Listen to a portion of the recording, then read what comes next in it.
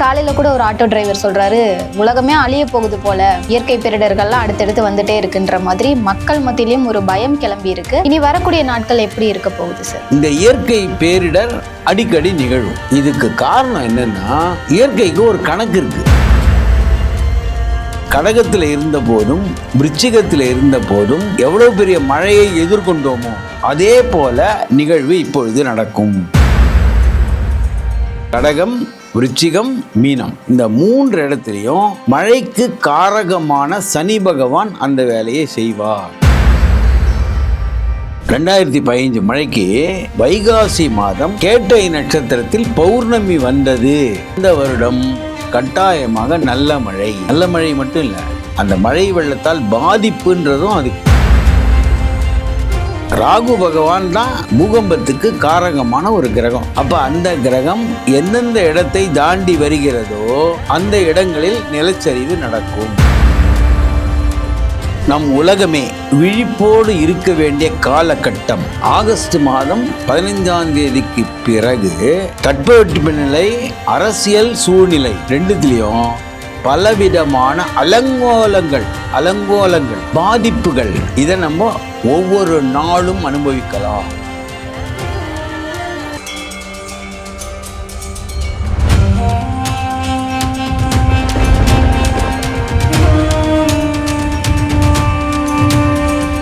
You Tamil பக்தி நேயர்களுக்கு வணக்கம். இன்றைய நேர்காணல்ல லால்குடி கோபாலகிருஷ்ணன் சார் நம்மோட இணைஞ்சிருக்காங்க. நிறைய விஷயங்கள் ஜோதிடம் சார்ந்து கேட்டு தெரிஞ்சுக்க போறோம், பேசலாம். வணக்கம் சார். வணக்கம் சார். இப்போ நிறைய இயற்கை பேரிடர்கள் ஆல்ரெடி நடந்துட்டு இருக்கு. புதுசா எல்னினோ அப்படின்னு சொல்லி ஒரு வெப்ப அலை வேற தாக்குன்னு சொல்லியிருக்காங்க. இது வரைக்கும் கடந்த 100 வருஷத்துக்கு முன்னாடியில 100 வருடத்துக்கு ஒரு முறை தான் இவ்வளோ பெரிய இயற்கை பேரிடர்கள் வரும் அப்படின்னு சொல்லுவாங்க. பட் இப்போ கொஞ்ச நாளாக பார்த்தோம்னா அடுத்து நிறைய இயற்கை பேரிடர்கள் வர்றதை பார்க்க முடியுது. மக்கள் எல்லாம் புலம்ப ஆரம்பிச்சிட்டாங்க. இன்னைக்கு காலையில் கூட ஒரு ஆட்டோ டிரைவர் சொல்றாரு, உலகமே அழிய போகுது போல, இயற்கை பேரிடர்கள்லாம் அடுத்தடுத்து வந்துட்டே இருக்குன்ற மாதிரி மக்கள் மத்தியிலும் ஒரு பயம் கிளம்பி இருக்கு. இனி வரக்கூடிய நாட்கள் எப்படி இருக்க போகுது சார்? வணக்கம். லால்குடி சப்த ரிஷீஸ்வரர் அருளால் உலக மக்கள் நலம் பெற வேண்டும். பொதுவாகவே இந்த உலகம் அழிஞ்சு போகிறது அப்படின்ற கான்செப்டு ஒவ்வொரு வருடமும் பல பேரால் பேசப்படுறது. நடுவில் ஒரு வதந்தி வந்தது, மாயன் கேலண்டர் முடிஞ்சு போச்சு, அப்போ உலகம் முடிஞ்சு போச்சுன்னு. கிடையாது. இந்த உலகத்துடைய ஆயுள் இன்னும் பல 100 ஆண்டுகள் இருக்குது, அதில் சந்தேகமே கிடையாது. ஆனால் இந்த இயற்கை பேரிடர் அடிக்கடி நிகழும். இதுக்கு காரணம் என்னென்னா, இயற்கைக்கு ஒரு கணக்கு இருக்குது. பொதுவாகவே காட்டில் மான்கள் இருக்குது, சிங்கம், புலி, சிறுத்தை, நரியெல்லாம் இருக்குது. நீங்கள் பார்த்தீங்கன்னா காலங்காலமாக நரியும் இருக்குது, சிங்கமும் இருக்குது, புலியும் இருக்குது, சிறுத்தையும் இருக்குது, மானும் வாழ்ந்துன்னு தான் இருக்குது. அப்போது இயற்கைக்கு தெரியும் இவ்வளவு சிறுத்தைகளுக்கு எவ்வளவு மான் தேவை. இப்போ கரப்பாம்பூச்சியை பல்லி சாப்பிடுது, ஆனாலும் காலங்காலமாக கரப்பாம்பூச்சியும் இருந்துன்னு இருக்குது, பல்லியும் இருந்துன்னு இருக்குது. எந்த ஒரு இனமும் அழிந்து விடவே இல்லை. அப்போது மக்கள் தொகையை சரி செய்வதற்காக இயற்கை எடுக்கக்கூடிய முயற்சி தான் இந்த கால மாற்றங்கள். அப்போ வளர்ந்துனே போனால் இந்த பூமியே வெயிட்டு தாங்காது. இப்போ பல இடங்களில், சென்னையில் நிலம் ஓரளவுக்கு உள்ளே போகிறதுன்றது விஞ்ஞானிகள் சொல்கிறாங்க. காரணம் என்னென்னா, முதல்லலாம் ஒரு அடுக்கு மாடி தானே இருக்கும், இப்போ 20 அடுக்கு ஸ்கை ஸ்கிராப்பர்ஸ் அப்படிலாம் வரும்போது அந்த இடத்தின் வெயிட்டு அதிகமாவதால் பூமி உள்ளே போகிறது. இது மாதிரி பல ஜனத்தொகை அதிகமாவதால் இந்த பிரச்சனை. அப்போ அந்த ஜனத்தொகையை சரி செய்வதற்கு இயற்கை எடுக்கக்கூடிய உபாயம்தான் இந்த சுனாமி போன்ற இந்த பலவிதமான பேரிடர்கள், மாற்றங்கள். இந்த மாற்றங்கள் வந்து ஒரு குறிப்பிட்ட கால இடைவெளியில் நடந்துனே தான் இருக்குது. அதற்கு காரணம் என்னென்னா, ராகுன்னு ஒரு கிரகம், கேதுன்னு ஒரு கிரகம். இந்த ராகு என்பது தான் இந்த கால மாற்றங்களை சொல்லக்கூடியது. இந்த ராகு சனியுடைய வீடுகளில் வரும்போது எப்பவுமே ஒரு கலாமிட்டி, ஒரு பெரிய கோர தாண்டவம் ஒன்று இயற்கை இது நடக்கும். இது வந்து இயல்பான ஒரு விஷயம். இந்த இயல்பான விஷயத்தை நீங்கள் கணக்கு பண்ணிங்கன்னா 18 ஆண்டுகளுக்கு ஒரு முறை ஏதாவது ஒரு விதத்தில் இந்த இயற்கை பேரிடர் நிகழ்ந்து கொண்டே இருக்கிறது. அந்த கால சக்கரம் சுற்றி வரும்போது அந்த பேரிடர்களை நாம் அனுபவித்து தான் ஆகணும்.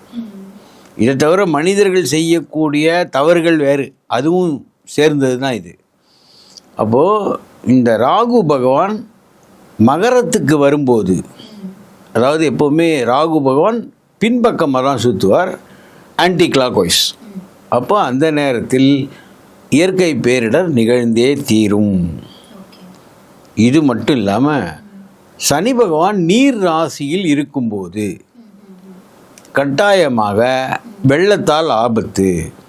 சனி பகவான் வந்து நீர் ராசியில இருக்கும்போது வெள்ளம் வரும் அப்படின்ற ஒரு விஷயத்த சொன்னீங்க. இப்போ வந்து மீன ராசியில தான் இருக்காரு இல்லையா? ஸோ இதுக்கப்புறம் என்ன மாதிரியான விஷயங்கள் நடக்க போகுதுங்க சார்? அதாவது கடகத்தில் இருந்த போதும் விருச்சிகத்தில் இருந்த போதும் நாம் எவ்வளோ பெரிய மழையை எதிர்கொண்டோமோ அதே போல நிகழ்வு இப்பொழுது நடக்கும். ஏன்னா இதுவும் நீர் ராசி தான். கடகம், விருச்சிகம், மீனம், இந்த 3 இடத்துலையும் மழைக்கு காரகமான சனி பகவான் அந்த வேலையை செய்வார். விருச்சிகத்தில் வந்தபோது வருடம் என்ன தெரியுமா? 2015. 2015 வெள்ளம், அது எல்லாருக்கும் தெரியும். அதாவது ஃபஸ்ட்டு ஃப்ளோரே போயிடுது. புரியுதா உங்களுக்கு? இது காரணம் என்னென்னா, இவர் நீர் ராசியில் சஞ்சாரம் செய்யும்போது இதெல்லாம் நடக்கும். எந்த விதமான மாற்றமும் கிடையாது. ஆனால் இந்த முறை வரக்கூடிய மழையானது நமக்கு பயிர் தொழிலுக்கு உபயோகம் ஆகாமல் கடலில் கலக்கும், வீணாகும். புரியுதா உங்களுக்கு? அந்த மாதிரி சொல்லப்பட்டிருக்கு. இந்த காலநிலை தெரிந்து கொள்வதற்காகவே கர்ப்போட்டம்னு ஒரு கணக்கு இருக்கு. அதுக்கு பேரே மழை ஜோதிடம்னே பேர். இது பெரும்பாலும் புழக்கத்தில் இல்லை. இப்போ பொதுவாக வந்து மக்களுக்கெல்லாம் ஜாதகம் பார்க்குறாங்க இல்லையா? இந்த மாதிரி பிரதேச ஜோதிடம்னு ஒன்று இருக்குது. தமிழ்நாட்டுடைய விதி என்ன, இந்தியாவின் விதி என்ன, அமெரிக்காவின் விதி என்ன, இது போல நம் ரிஷிகளும் முனிவர்களும் எழுதி வைத்துவிட்டு போனார்கள். அதை ஏன் நம்ம எடுத்துக்கலன்னு சொன்னால், இப்போ நான் மழையை பற்றி பேசினா எனக்கு வருமானம் கிடையாது. அப்போது வருமானம் இல்லாத விஷயத்தை பெரும்பாலான ஜோதிடர்கள் விரும்புவதில்லை. பொதுமக்களுக்கு நல்லது பண்ணோம், அதெல்லாம் நம்மளுக்கு வேலை. நம்மளுக்கு கல்லா ரொம்புதா? ஏன்னா யாரும் நாடு எப்படி இருக்க போகுதுன்னு கேட்க போகிறது இல்லை. கேட்டால் கூட பேசாமல் போயிடுவாங்க. அப்போது பொதுமக்கள் மேலே ஒரு ஒரு கவனம் அல்லது பொறுப்பு அது குறைவாக இருப்பதால் இந்த மழை ஜோதிடத்தை யாரும் எடுத்து ஆராய்வதே இல்லை. மழை ஜோதிடத்தை வச்சுருந்தான் அந்த காலத்தில் விவசாயமே நடந்தது. புரியுதா உங்களுக்கு? அப்போது எந்த பருவக்காற்று நமக்கு நல்ல மழையை தரும் அப்படின்றத கண்டுபிடிச்சாங்க. இப்போ ஆஸ்திரேலியாவில் இருக்கக்கூடிய ஒரு பறவைக்கு தெரிஞ்சது கூட நம்முடைய அந்த தட்பவெப்பநிலை பற்றி பேசுகிறாங்க இல்லையா, காலநிலை பற்றி பேசுகிறாங்களே, அவங்களுக்கு தெரில. நேற்று வரைக்கும் மழை இருக்குன்றாங்க, இன்னைக்கு காலையில் மழை திரும்பி போயிடுச்சுப்பா, காற்று மாறி போச்சுப்பா, இப்படி சொல்லிடுறாங்க. ரைட்டா?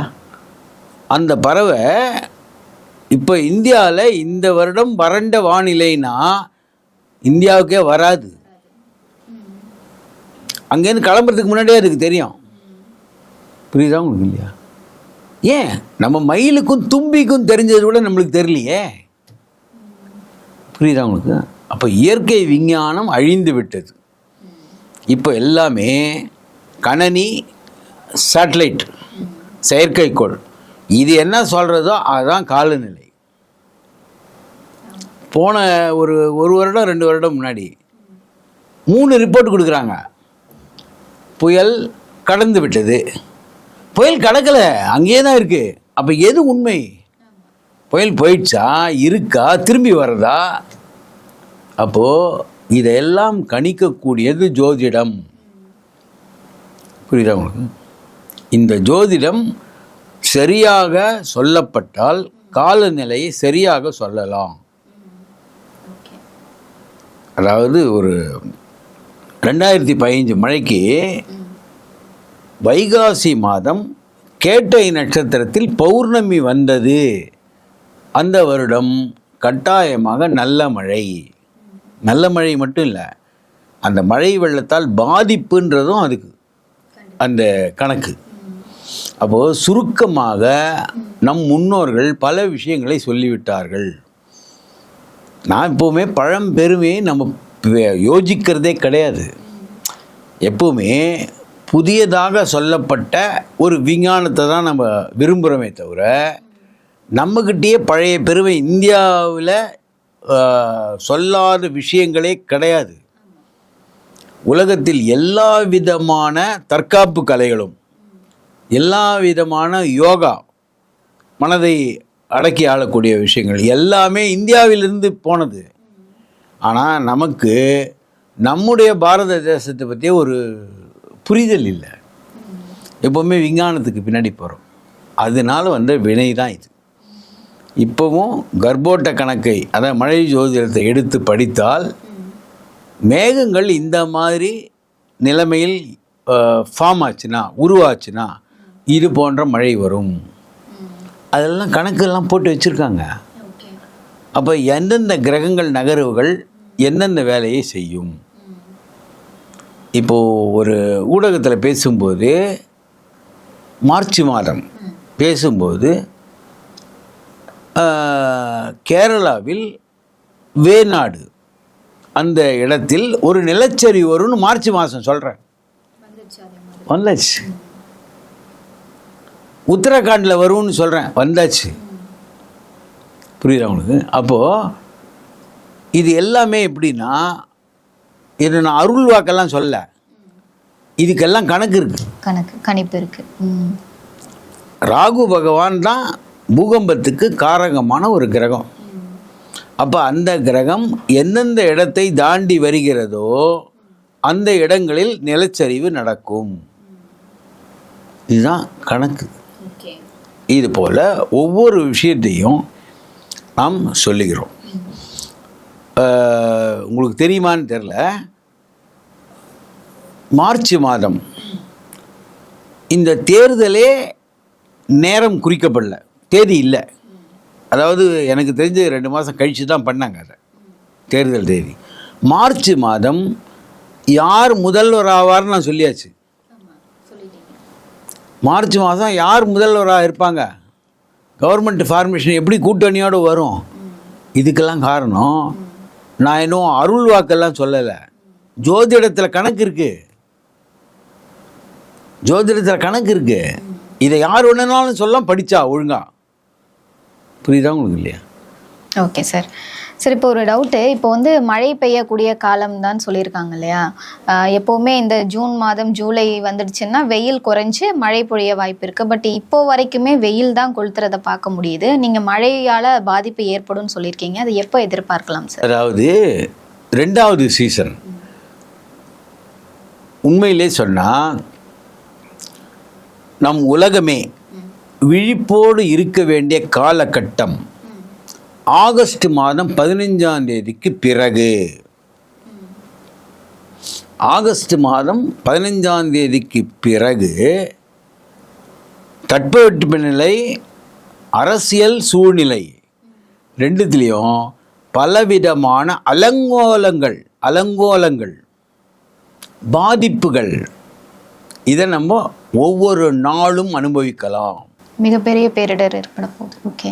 அதாவது பேரிடர் மட்டும் இல்லை, இங்கேயும் ஒரு ஸ்திரத்தன்மை இல்லாத ஒரு பிரச்சனை உலகம் ஃபுல்லாகவே, உலகம் முழுவதும் நடக்க போகுது. எல்லா தேசங்கள்லையும் யாரெல்லாம் தலைவர்கள் என்று மாறுதட்டி கொண்டு இருந்தார்களோ அவர்கள் வீழ்ந்து விடுவார்கள். இது பல நாட்டில் நடக்க போகிறது. அதே போல தீவிரவாதிகளின் கை ஓங்கும். அங்கங்கே பார்த்தீங்கன்னா தீவிரவாதிகளுடைய விஷம காரியங்கள் அரங்கேறும். இதெல்லாம் ஆகஸ்ட் 15க்கு அப்புறம் நீங்கள் டிசம்பர் வரைக்கும் ஒவ்வொரு நாளும் உங்களுக்கு செய்தி தான்.